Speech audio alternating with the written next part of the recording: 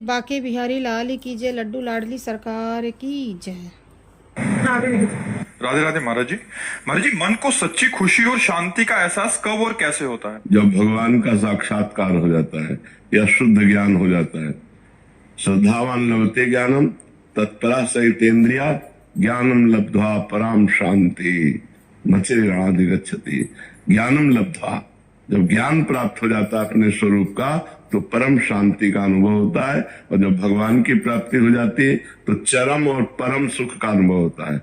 जो आनंद सिंधु सुख राशि, भगवान सुख के समुद्र है। और जब भगवान मिलते हैं तभी परम शांति और परम सुख का अनुभव होता है। इसलिए जीव को पापाचरण छोड़ करके धर्म पूर्वक आचरण करते हुए, खूब नाम जप करते हुए अपना जीवन व्यतीत करना चाहिए। ये जीवन भगवान की प्राप्ति के लिए, ये जीवन सुख की प्राप्ति के लिए।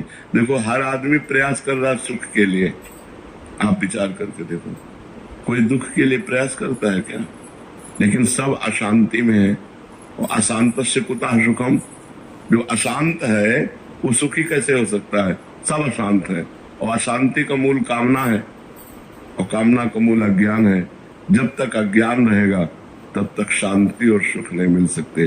चिंता, शोक, भय, कामना यही सताते रहते हैं।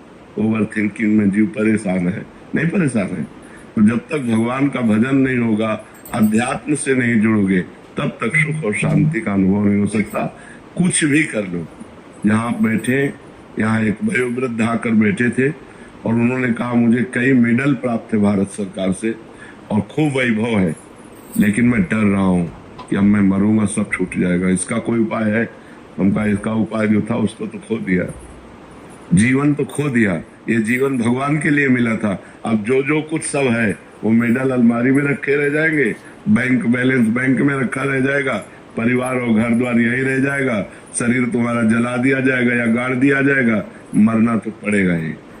आप जितनी श्वासें बची राधा राधा कह लो, अगर सुख चाहते हो, सुख और शांति अच्छा, अपने को पता नहीं है कि हम 70 वर्ष के होके ही मरेंगे कि 80 वर्ष के होके मरेंगे। 8 मिनट में मर सकते हैं, बैठे बैठे मर सकते हैं। जरा सा दिल फेल हुआ और आदमी मर गया। इसलिए हमें लगता है कि हमें भययुक्त होकर भगवान की शरण में जाना चाहिए। भय मुक्त होने के लिए भययुक्त होकर, कोई नहीं है जो हमारी रक्षा कर सके। मृत्यु से कोई रक्षा नहीं कर सकता। फिर जब मृत्यु सब कुछ हरण कर लेगी तो हमारे पास रहा क्या?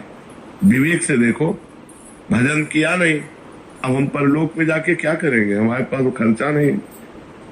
जो धन परलोक में लगता है वो भगवान का नाम, वो तुमने लिया नहीं, तो फिर हम पिटाई करेंगे और नरक रूपी जेल में डाल देंगे। नाना प्रकार की दुख भोगना पड़ेगा। इसलिए सुख और शांति भगवान के साक्षात्कार में है। और भगवान का साक्षात्कार पापाचरण छोड़कर खूब जो भजन करता है उसको प्राप्त होता है। राज कीर्ति जी, इंदौर। राधे राधे महाराज जी।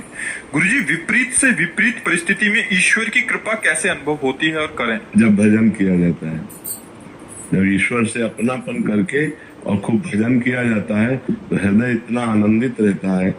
भगवान के नाम में, भगवान के धाम में, भगवान के रूप में, भगवान की लीला में वो सामर्थ्य है कि हम विपरीत से विपरीत परिस्थिति में भी आनंदित रह सकते हैं।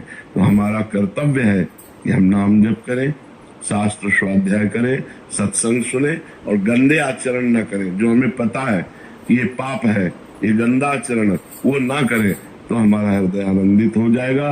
और जब हृदय आनंदित रहता है तो